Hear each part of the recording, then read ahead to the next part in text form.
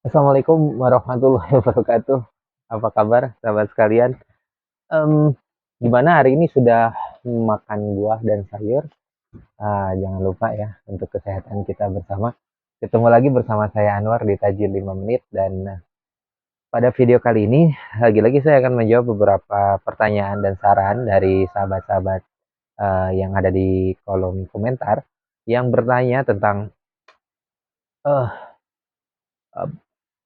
"Mas Anwar, saya tuh sering sekali gitu, mmm, apa, sering sekali perlu untuk menunjukkan ide-ide saya, misalnya bagaimana cara mengubah suatu metode kerja, atau tentang bagaimana cara mengubah suatu, proses approval gitu, ataupun proses bisnis.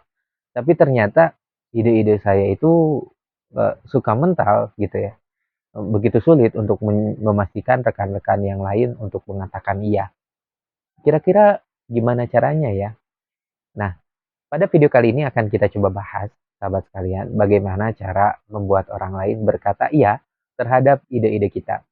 Baik itu ide tentang misalnya apalagi efisiensi, karena ataupun beberapa ide yang akan mengubah suatu metode, suatu proses, atau suatu desain dari yang sudah ada dan yang sudah terbukti berjalan dengan baik, tapi kita ingin berusaha untuk membuatnya lebih baik.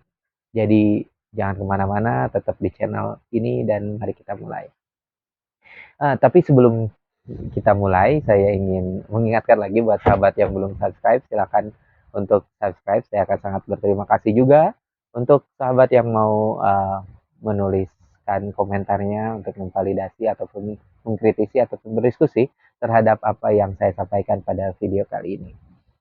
Uh, jadi sahabat sekalian, kenapa uh, tidak begitu sering jawaban iya muncul ketika kita menyampaikan suatu ide. Uh, Misalnya, tolong, ayo kita buat dengan metode yang baru, tidak mau. Ayo kita coba merubah suatu supply chain kita, metodenya supplier kita, dan tidak mau. Karena kenapa? Karena setiap perubahan itu selain menjanjikan uh, suatu perbaikan, seringkali itu akan mendatangkan suatu resiko gitu. Dilihat bahwa oh ini ada resikonya gitu ya. Ah, Ya, akan ada saja orang yang mengatakan tidak terhadap ide kita dan mereka tidak salah gitu ya sikap untuk tetap menjadi lebih konservatif gitu ya terhadap suatu ide, uh, terhadap suatu keputusan. Dan sebagian orang yang mengatakan iya, uh, mereka biasanya ya memang seseorang yang lebih siap terhadap suatu perubahan. Nah, jadi kalau sahabat sekalian ingin mendapatkan jawaban iya terhadap ide-ide sahabat sekalian, ini adalah suatu rumusan yang sederhana dan yaitu kita perlu mengurangi resikonya. Jadi bagaimana cara mengurangi resiko dari setiap perubahan ataupun masukan ataupun pengaruh yang kita eh, yang dari ide yang kita berikan gitu ya terhadap pengaruh yang ingin kita berikan.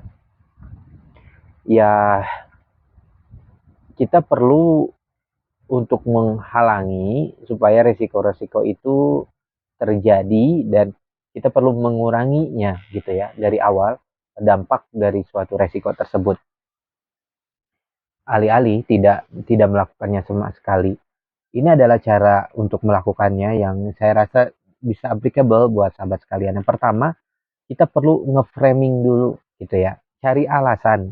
Maksudnya di sini cari uh, misalnya akan menyederhanakan suatu proses di organisasi Anda, uh, mungkin mereka akan berkata ini proses sudah berjalan 10 tahun gitu ya. Mengapa perlu dirubah gitu ya.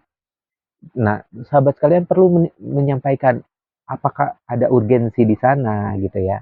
Dan ada dampak biaya yang bisa lebih hemat gitu ya. Dan berbagai macam alasan gitu ya. Misalnya ini kenapa formulir ini harus digunakan, mengapa masih harus menggunakan dokumen gitu ya. Kira-kira setahun ini waktunya berapa yang bisa kita hemat gitu ya. Lalu berdasarkan hourly rate, berdasarkan gaji yang ada, kira-kira berapa biaya yang bisa dihemat oleh perusahaan, misalnya begitu. Hanya misalnya dengan menghilangkan beberapa pertanyaan dari suatu formulir, sehingga kita bisa menghemat 5 menit dari setiap orang dan sebagainya.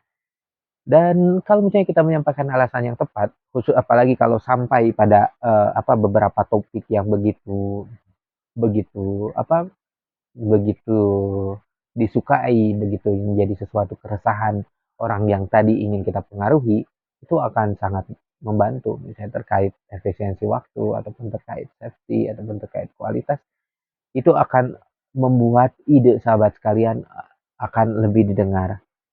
Yang kedua, setelah nge-framing, menyampaikan alasannya, backgroundnya, latar belakangnya, sahabat harus menunjukkan kredibilitas sahabat sekalian untuk membujuk mereka.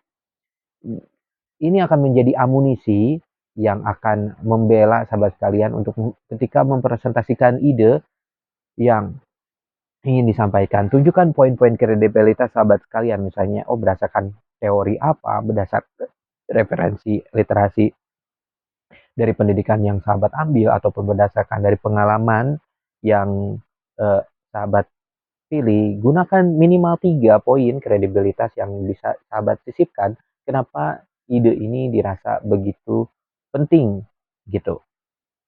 Daripada sahabat sekalian coba membuktikannya berminggu-minggu terlebih dahulu, mungkin sahabat bisa mencari juga referensi dari pesaing, ataupun juga dari factory yang lain gitu, atau dari organisasi yang lain, dari perusahaan yang lain.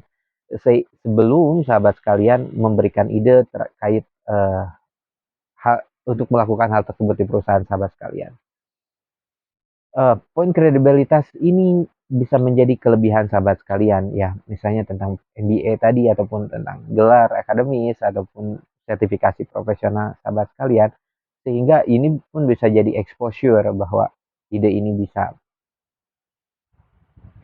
Uh, jadi memang ini sangat penting untuk ketika menyampaikan suatu ide itu, sebelum disampaikan kita perlu menyampaikan minimal 3 kali skenario penolakan gitu. Kalau misalnya, tapi kan ini akan lebih, misalnya kita lihat kira-kira pertanyaan dari departemen mana yang akan menyangkal, sangkalan apa, sehingga ketika suatu ide itu jangan hanya menyampaikan, tapi juga dipikirkan juga penolakan seperti apa yang kira-kira akan datang. Nah, selanjutnya untuk mengurangi resiko adalah coba gunakan pilot kecil gitu ya, pilot project. Kalau misalnya sebelum mengganti suatu perusahaan, mungkin sahabat sekalian bisa menggunakannya di suatu departemen, misalnya gitu, atau di suatu lini bisnis yang kecil gitu, sehingga bisa terlihat dampaknya terlebih dahulu, dan jika ada resiko bisa lebih uh, bisa lebih bisa lebih dikurangi. Nah, sahabat sekalian bisa menggunakan change management yang baik di sini ya. Kalau sahabat sekalian pernah belajar tentang change management, sehingga bisa menjadikan transisi perubahan ini lebih aman dan nyaman juga untuk atasan ataupun rekan-rekan sahabat sekalian, alih-alih mendapatkan penolakan terhadap ide sahabat sekalian. Itu yang saya sampaikan pada video kali ini. Bagaimana menurut sahabat-sahabat? Apakah ini applicable? Apakah sahabat sekalian ada suatu insight? Apakah ada ide sahabat sekalian yang bisa coba menggunakan metode ini? Jika ada, silahkan tulis di kolom komentar, dan saya sangat terima kasih sekali kalau sahabat sekalian bisa menuliskannya dan berbagi cerita. Dan sebelum kita tutup, mari kita bertepuk tangan uh, terhadap diri kita dan mengucapkan terima kasih karena sudah belajar lagi hal yang baru lewat video kali ini, dan semoga bermanfaat. Jadi itulah tips untuk menyampaikan suatu suatu ide. Jadi daripada menggunakan waktu yang lebih panjang gitu ketika akan menyampaikan suatu ide, sebelum menerima beberapa penolakan, cobalah untuk memframing terlebih dahulu ide-ide sahabat sekalian. Terima kasih sekali lagi sudah menonton video kali ini, dan selamat beraktivitas kembali. Assalamualaikum warahmatullahi wabarakatuh.